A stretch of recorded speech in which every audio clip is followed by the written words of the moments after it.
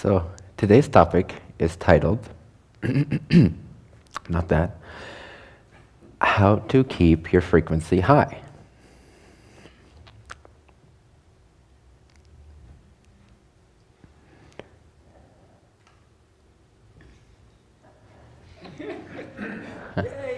Yay! How do you do it? It's one of the most frequently asked questions that I get. One of them.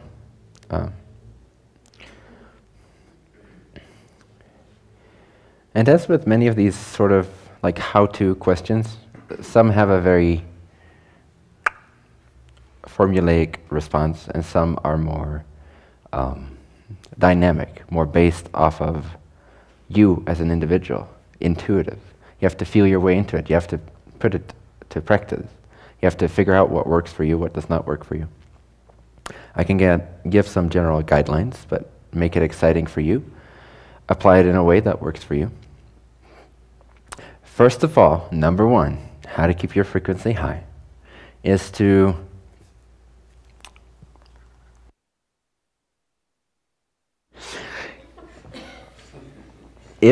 stay as connected as you can to your true self, to your true devotion, to your true connection, what is most important to you. For some that may be symbolized by the one, infinity. For some that may be symbolized by consciousness. For some that may be represented by what feels true for me in this moment, my resonance. For some people it may be what seems true for them, like almost on a bodily level, like what feels true. For some people it's an idea or it's a frequency. For example, love. I want to stay true to love. So have something that you would call the highest. Whatever for you is represented by the highest. The highest. I found this to be one of the most effective ways to always keep a straight back throughout intense, super subtle, dynamic circumstances, is to never sacrifice upon that which is most important. When all else fails, this will save your butt. When you've tried every other technique, when you've tried every other method, when you've tried to raise your frequency and have amazing thoughts about yourself and about the universe, and these can definitely work. They can shoot you right through the roof. But when all else fails, resort back to you and you. Let go of everyone else. Let go of all the circumstances. Go back to your source. Okay? Baseline, most important. Well, most important. Most relevant when nothing else seems to work.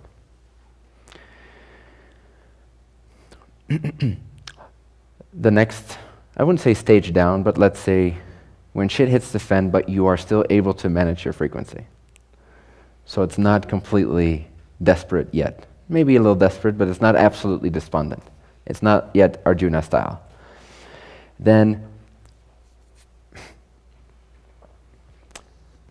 take your consciousness, take your mind, take your thoughts, if you will, take your imagination to a focus that represents true connection to you. It sounds kind of similar, and in a way it is. But this can be more context related. This can be more in honor of your dreams, shall I say. So things that you desire, a state of being that you desire, a version of yourself as an individuated expression of the all that is consciousness that you wish to express yourself most as. Those type of core frequencies that mean the most to you, that are slightly more contextual and personal and relative in nature. Take your consciousness to these ideas and avoid thinking too much, if at all, about anything that gives you a sense of struggle and resistance.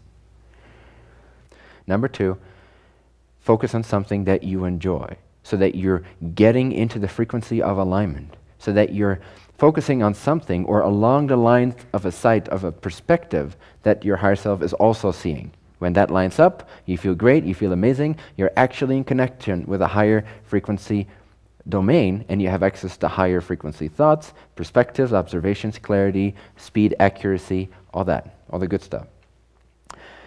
Third way would be to start defining feeling bad in a really, really good way. Now, who has done that already? Who is excited about feeling bad? A little less hence then my last question, which is understandable, and thank you for your honesty. It doesn't feel good to feel bad, right? It's pretty clear cut. But that means it works. So can you at least be happy about that? If you feel bad, it means the system is working. Can you define that in a positive way even though you don't like it? It's meant for you not to like it. If you were out of alignment and you liked it, something would be wrong and you would kill yourself within 10 seconds from now. But it doesn't work that way. You're fulfilling your theme by means of communication with your higher self, the only means we have as human beings. There is other means, but for most human beings, the only real, tangible way to get in greater touch with who they are is to take guidance from their feeling body without putting too much story on it, without saying, oh, this means this means that. Because again, be very careful when you give meaning to an emotion, you start to feel a certain way about the emotion. And you actually no longer feel the initial emotion, you feel your present response to that emotion. For example, I can feel, let's say I feel anger in a moment. If my belief is, oh, this means I'm bad, this means I'm not an enlightened spiritual teacher, this means I'm not this, I'm not that, this means whatever. If I have a negative perspective of the initial emotion of anger that comes up, if I define it in a way that my higher self disagrees with, I feel bad. I don't feel the anger anymore. I might still have remnants of it, or I might think I feel it, but what I feel more now is the frustration of being angry, with being angry. And then everyone recognizes that? Where they judge themselves for feeling a certain way. It's more prominent of a problem, so to speak, or issue, than the initial emotion actually is. In fact, the initial emotion is nothing but a telephone call from your higher self. It's a good thing. But then we continue to distort it in a way, because we don't understand how the system works, but now you do. So if on the other hand I would think that, oh, this anger right now is serving a purpose. Wait a second, I'm feeling this fire rise, and this fire actually signifies that I'm becoming aware of something that's relevant in this moment. Somehow this fire of anger is actually passion for truth. It's actually passion for greater alignment. It's passion to bring about greater truth, clarity, and alignment in myself and in my environment. Therefore, it's passion for my alignment. Suddenly, I see as my higher self sees the emotion of anger.